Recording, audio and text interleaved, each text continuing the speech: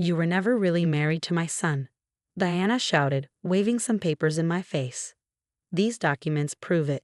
You lied and tricked him." Her face showed victory as she stood in my living room, holding what looked like legal papers. Behind her, my husband, Michael, looked nervous, avoiding my eyes. His new girlfriend, Ashley, stood nearby smirking. I stayed calm, though my heart was racing. I was 32 and had spent 8 years with Michael, thinking we had a real marriage.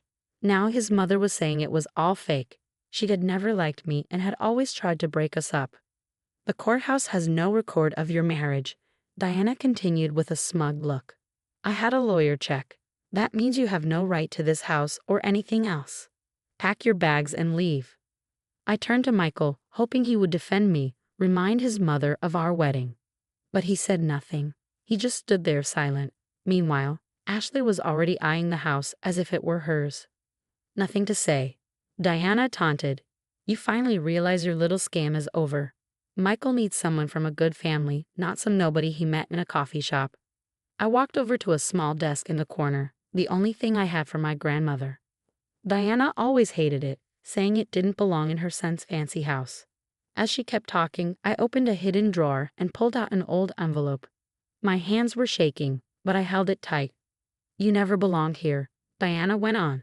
"I knew it from the start. No family, no background. Just a pretty face that fooled my son." I took out an old birth certificate, yellowed with age, and looked at Diana. "Actually," I said, "you might want to read this."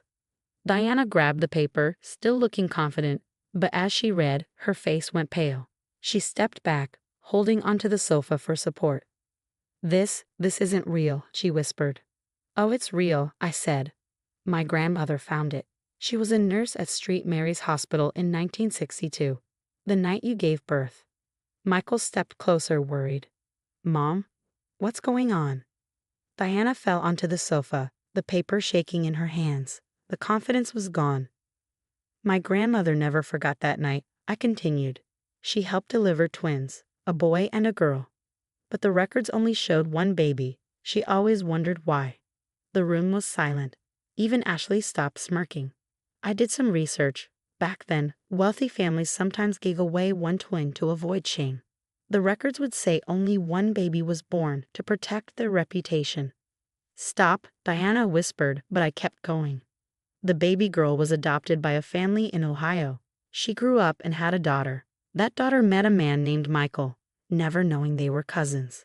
Michael's face turned pale. "What are you saying?" "I'm saying," I looked straight at Diana, "that you and my mother are twins, which makes Michael and me first cousins, and our marriage illegal."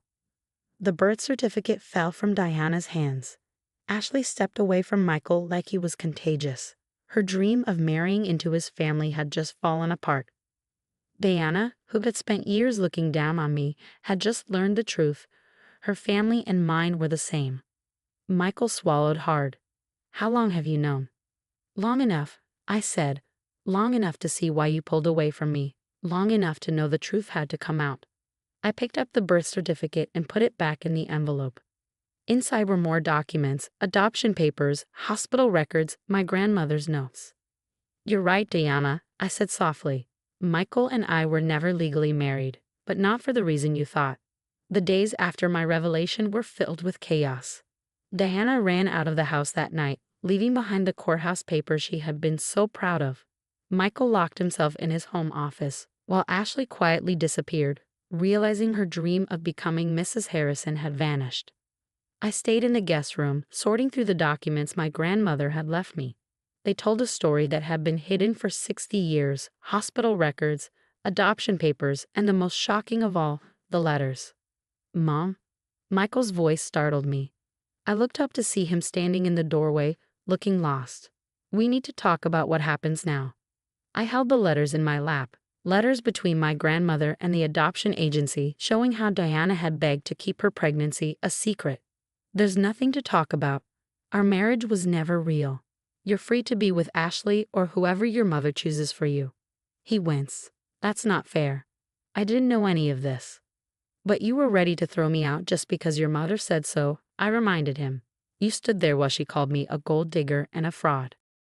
Before he could reply, his phone buzzed. Diana's name popped up on his screen. He put it on speaker. "Michael, darling," Diana's voice was calm, but I could hear the tension. "I've spoken to our lawyer. We can handle this quietly. No one has to know about this mess." I laughed bitterly. "Still trying to hide the truth, Diana? Just like you did 60 years ago." She lost her composure. "You had no right to dig up the past. This affects our whole family's reputation." "I'm thinking about family," I shot back. "My mother spent her whole life wondering why she was abandoned, never knowing she had a twin brother living in luxury just a few states away." Michael sat heavily on the bed. "Have you told her?" I shook my head. "Not yet. I wanted to give you and Diana a chance to do the right thing first." Diana's voice turned sharp. "The right thing would be to destroy those documents and forget this ever happened. We'll arrange a quiet divorce, say it was irreconcilable differences. Everything can go back to normal." "Normal?" I stood up, anger boiling inside me. "Like separating twins at birth? Like treating your own niece like she was beneath you? Like pushing your son to leave his wife for a younger woman?" Silence. "I've already copied all the documents," I continued. "Everything is digitized and stored safely. You can't hide this again, Diana." Her voice was weak now. "What do you want?" "I want you to tell my mother the truth. She deserves to know where she came from. She deserves to meet her brother. And maybe then we can start healing this family." Michael reached for my hand, but I pulled away. His touch, once comforting, now felt wrong. "I need time," Diana whispered. "Time to figure out how to do this." "You have 3 days," I said firmly. "After that, I tell my mother everything." I ended the call, ignoring Diana's protests. Michael sat there, staring at the scattered papers. "I'm so sorry," he finally said, "for not standing up to her. For letting Ashley," he sighed, running a hand through his hair. "It doesn't matter now," I said, gathering the documents. "Our marriage was never real. We're cousins, Michael. First cousins. Everything we thought we had was built on a lie." "Not everything," he whispered. "Our feelings were real. Our life together. It was a house of cards. I cut him off. And your mother just knocked it down." I grabbed the envelope of documents. "I'm staying with my sister for a few days. When I come back, I expect you to be gone. We need to end this cleanly, before anyone else gets hurt." As I packed my bag, I felt Michael watching me. We had spent 8 years building a life together, celebrating birthdays, holidays, lazy Sunday mornings with coffee. But now, every moment was tainted by the truth. Diana had wanted to push me out of her family. Instead, she had proven that I was part of it all along, just not in the way any of us had expected. 3 days passed like molasses. I stayed at my sister Emma's apartment, trying to process everything while fielding concerned calls from friends and family. I hadn't told my mother yet. That revelation deserved its own time and space. On the morning of the 3rd day, Diana called. "I'll do it," she said, her voice rough as if she hadn't slept. "I'll tell her everything. But I want to do it in person." We arranged to meet at my grandmother's old house, now my mother's home. It seemed fitting. The place where I first discovered the truth would be where the final secrets were revealed. When I arrived, my mother was in the garden, tending to her roses. She looked up as I approached, her smile faltering when she saw Diana behind me. "Mom," I said softly, "there's something you need to know." What followed was 2 hours of tears, anger, and long-buried truths. Diana, stripped of her usual arrogance, told the story of a scared 19-year-old girl from a prominent family, forced to give up one of her twins to avoid scandal. My mother listened in stunned silence as her origin story was finally revealed. "I thought about you every day," Diana whispered, reaching for my mother's hand. "Every birthday, every Christmas, I wondered where you were, if you were happy." "You could have found me," my mother replied, her voice trembling. "You've known who I was since Michael started dating my daughter. 8 years, Diana. 8 years you've looked me in the eye at family gatherings, knowing I was your sister." I was a coward, Diana admitted. The longer I waited, the harder it became. And then when Michael and Olivia married, she trailed off, shame coloring her features. "You tried to drive me away," I finished for her. "Because every time you saw me with Michael, it reminded you of what you'd done." Diana nodded, tears streaming down her face. "I thought if I could just separate you two, the guilt would stop. But I was wrong. I was wrong about everything. My mother stood up, pacing the familiar garden path. I need time to process this, my whole life, everything I thought I knew about myself.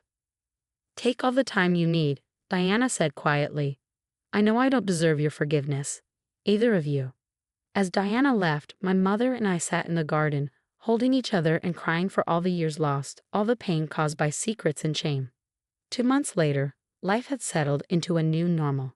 Michael and I filed for an annulment, citing our previously unknown blood relationship. He moved to Seattle for a fresh start while I stayed in our old house. Diana signed it over to me as part of her attempt at making amends. My mother and Diana began the slow process of building a relationship. They started with weekly coffee meetings, sharing stories and photographs, piecing together their separate lives. Sometimes they laughed, sometimes they cried, but slowly, surely they began to heal. One evening, as I sat on my porch watching the sunset, Diana's car pulled into my driveway.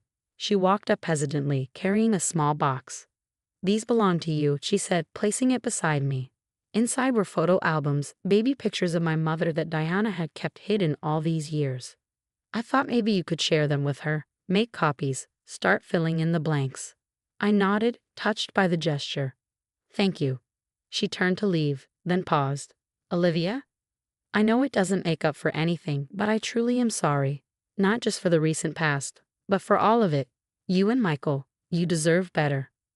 We all did, I replied softly. But maybe now we can build something better. Something honest. As I watched her drive away, I opened one of the albums. A photo slipped out, twin baby girls, just hours old, sleeping peacefully side by side. On the back, in faded ink, were their names and a simple message, my beautiful daughters. May you find each other someday. Sometimes the truth hurts. Sometimes it destroys the life you thought you had. But sometimes, like a forest after a fire, what grows back is stronger, healthier, and more beautiful than what was there before. Diana, my mother, and I were learning this together, one day at a time. Our family tree had been violently shaken, but its roots ran deeper than any of us had known. And from those roots, something new and unexpected was beginning to grow.